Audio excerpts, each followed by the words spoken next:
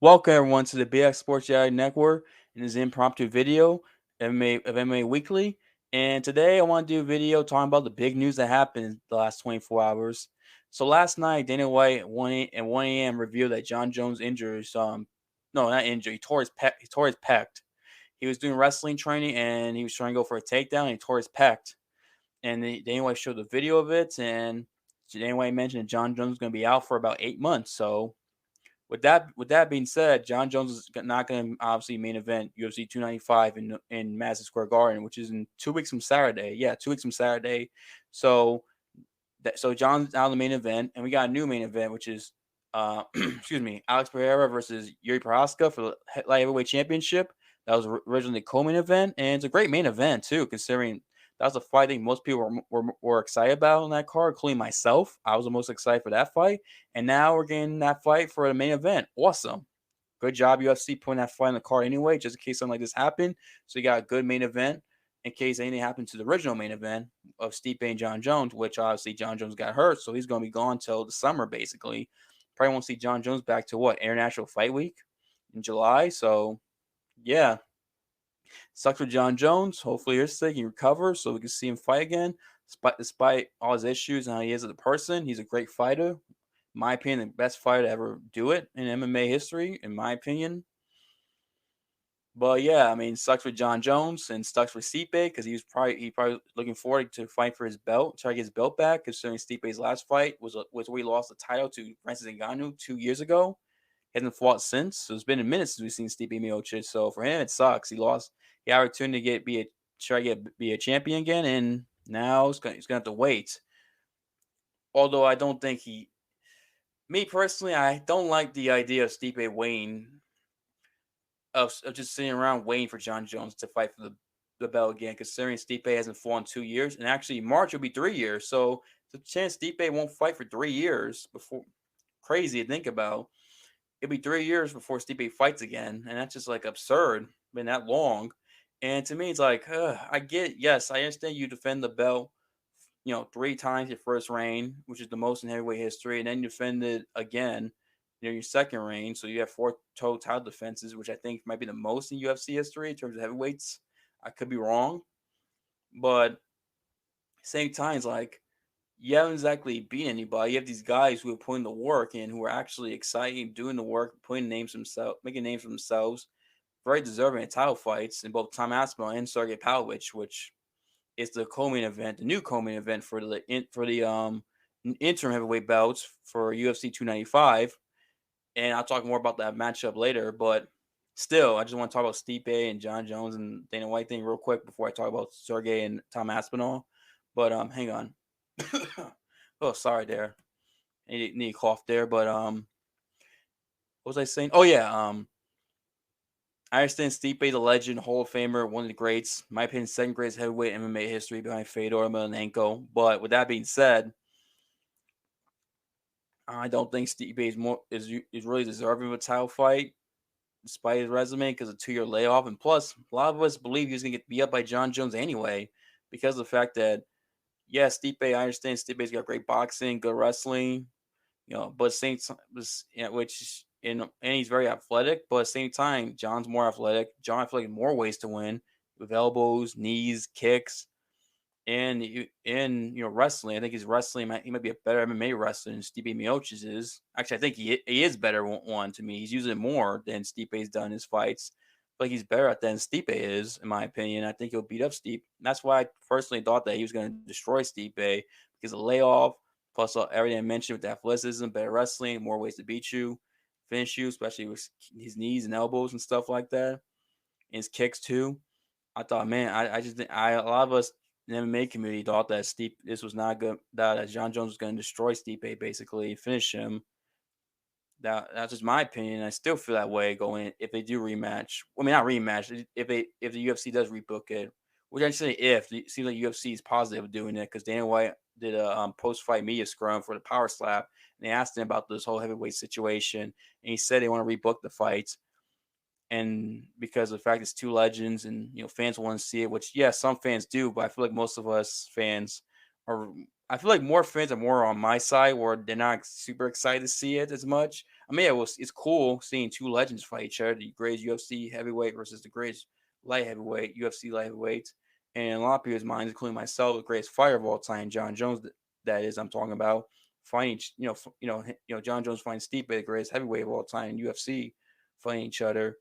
But it's like, I feel like if this would have taken place 2019 or taking place 2019 or 2020 or even early 2021 before Stevie lost to Francis Ngannou, it'd been more exciting. It'd been we would have been more excited for it just because Stipe would have been more of, he wouldn't have had the long layoff. He wouldn't be as old. Although to be fair, you can be in your early 40s and still be a great fighter in heavyweights. Heavyweight division is the one division where you can be late 30s, early 40s, still be a contender, still be a champion level fighter compared to like flyweight, featherweight, bantamweight, etc. But still, he's older. He's 41, about to turn 42. Long layoff. Plus, he's a firefighter, full time one, which we know firefighter job can be stressful and very busy, blue collar job. And plus, they work long shifts too. I think they usually work at 12-hour shifts, I believe, or something like that. Anyone's a firefighter, let me know because I'm not sure. So I mean, yeah, I don't want to shit on the fight too much because it's a cool match. It's just that it's not the rightful guy fighting for the championship, and it's just like if Stevie didn't have the long layoff and he actually had a fight in the meantime and looked good, then I'd be more excited. That's what I personally don't agree with UFC's decision to rebook the fight, but I guess they want to do it. I honestly thought that usually the UFC they like to do is when they know a guy like Jon Jones who did mention after beating Gon that he's going to retire, fight Stipe and retire. They usually like to put the guy who's retiring against a young up and coming fighter, so that way a young up and coming fighter does beat the legend who's retiring. The young up and coming fighter can build his name off that person. UFC has another star, and it's risky because obviously this is in pro wrestling. The young up and coming fighter could lose, and then next thing you know, the guy retires, the legend, and then then you gotta find who can replace the legend, who can fight for the belt, etc. And it feel weird considering the guy on top, guy left on top, and then it's like the guy's a champ. It's like, ooh, he really the champ? I mean, yeah, he's a champ, but he didn't beat the champion. There's that dynamic, etc. And I'm surprised. I would thought the winner of Aspinall and Pavlovich would be fighting for. You normally would think they would be fighting Jon Jones next, but it looks like it's not the case. But who knows? We'll see. MMA is unpredictable. I mean, we thought the winner of Hamza and freaking Usman was going to fight Sean Strickland next, no matter what. But it looks like that's not going to be the case either.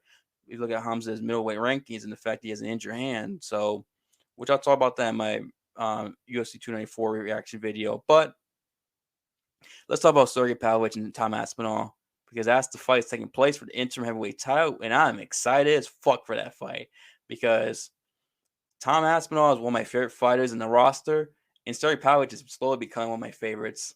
I mean, I like them both. I'm more of an Aspinall guy than I am a Pavlovich guy, but it's not by much.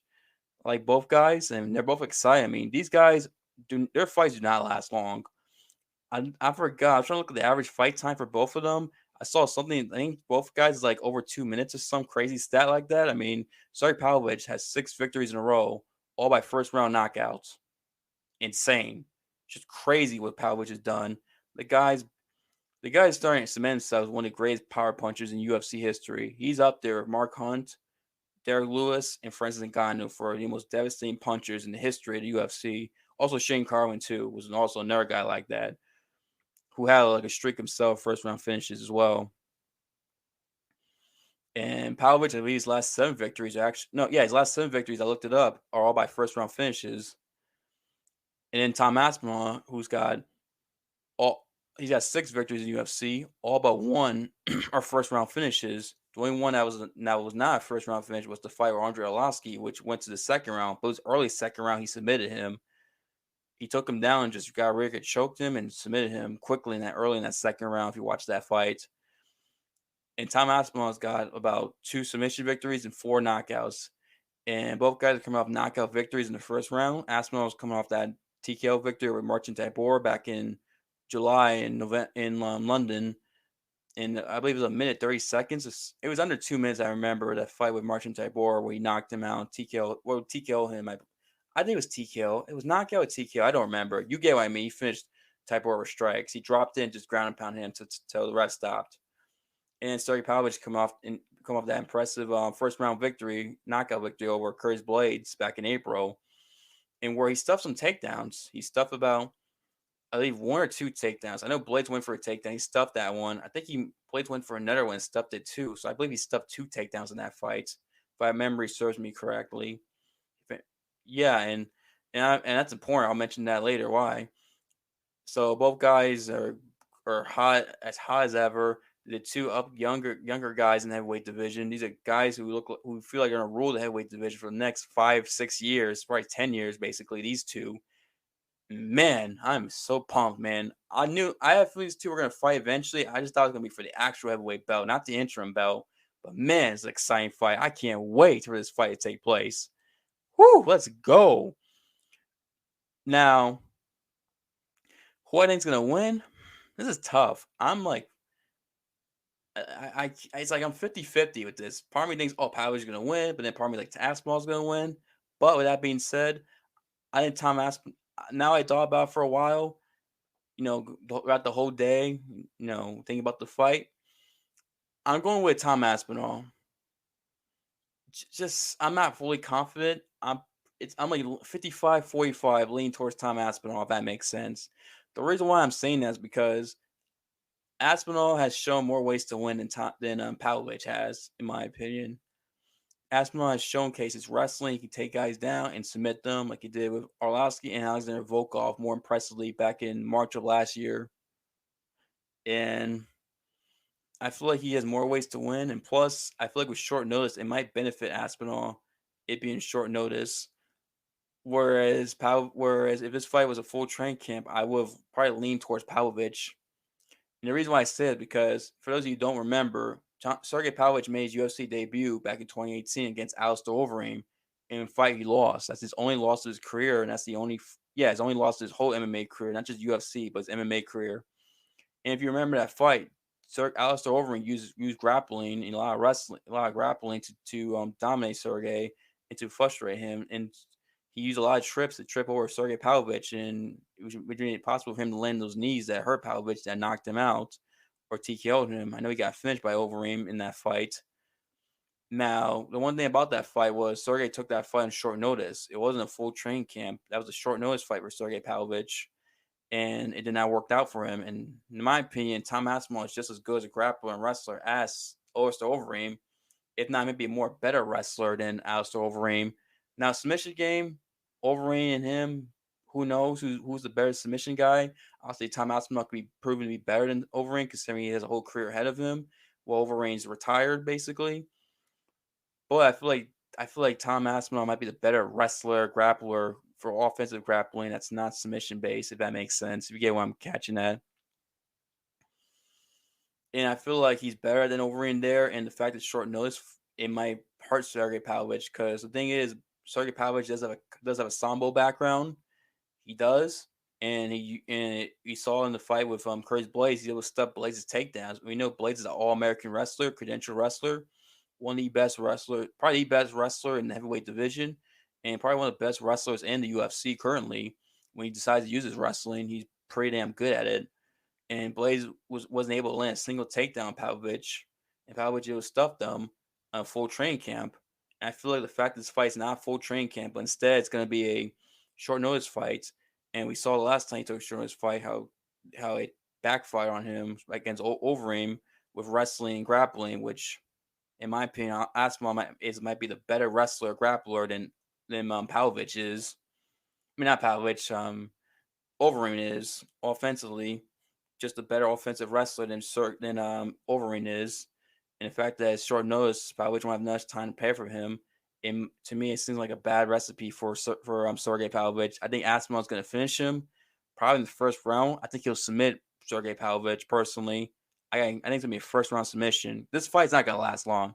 These two guys finish their opponents quick. They're very quick in terms of time to spend octagon.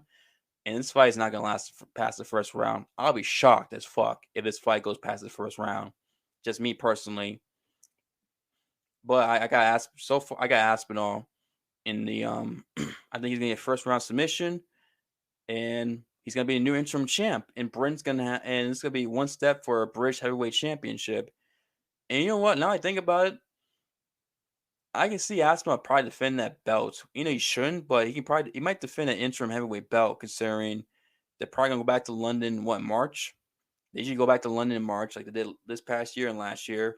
So and plus they're probably gonna want to have him on that card because who knows if Leon's gonna be able to make it. He probably won't be able to make it in March. Leon Edwards, if they do go London in March, even if he beats Kobe Covington, who knows if he's gonna be able to turn around and fight that quickly. So if he plans on going back to London or England in March, they and Aspinall's a champion. They're probably gonna want to defend that belt, and Aspinall might defend that belt. He'd be willing to. It seems like considering he spent a whole year on the shelf because of injury, and Aspinall did. If I remember, I think he said he wanted to be active too. So we can see a more active Tom Aspinall.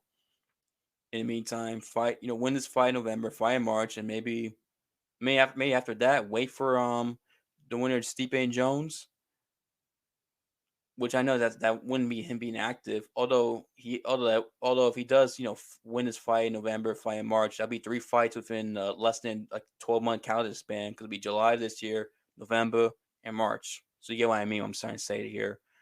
But yeah, do I think Sergey could catch Tom Aspinall and drop him, knock him out? Yeah, I think he can.